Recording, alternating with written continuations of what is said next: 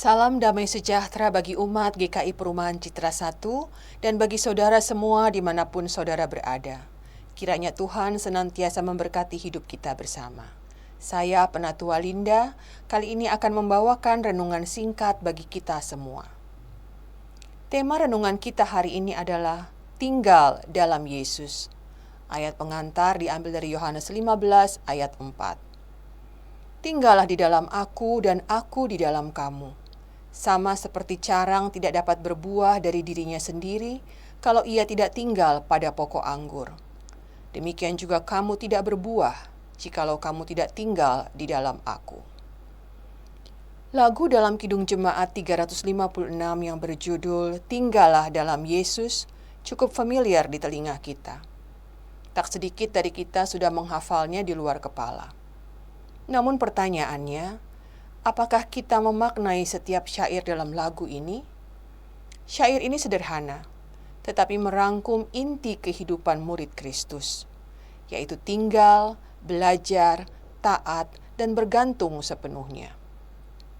Dalam Injil Yohanes 15 ayat 4, Yesus menegaskan makna syair lagu ini. Tinggallah di dalam aku dan aku di dalam kamu. Ajakan ini bukan sekedar nasihat rohani, melainkan fondasi hidup iman. Tinggal di dalam Yesus berarti membangun relasi yang terus-menerus, bukan relasi sesekali. Bukan hanya datang kepada Tuhan ketika kita lelah atau membutuhkan pertolongan, tetapi hidup yang berakar dan terarah kepadanya setiap hari.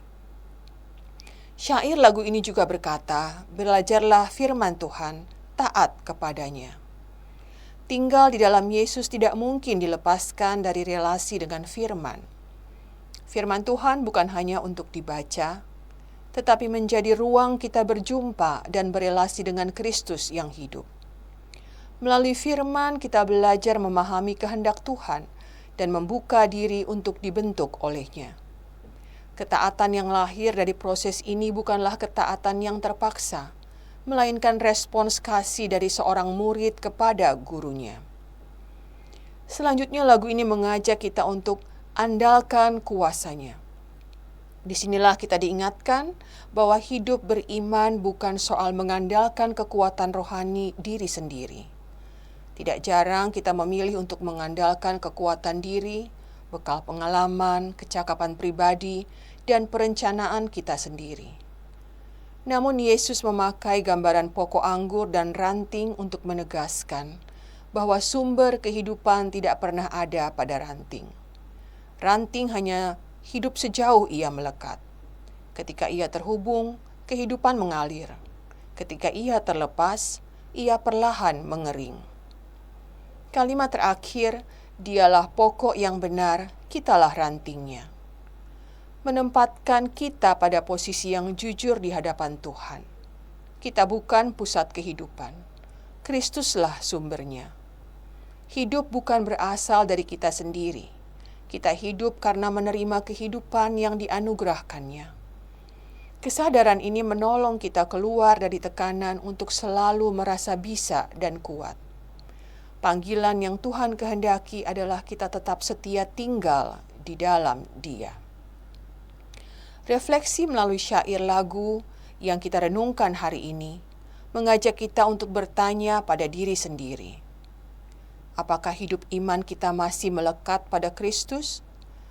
Ataukah perlahan menjauh karena kesibukan, kekecewaan, atau perasaan mampu dalam diri?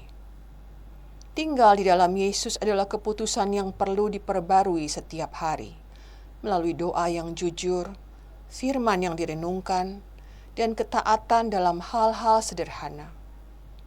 Ketika kita tinggal di dalam Yesus, hidup kita akan berbuah.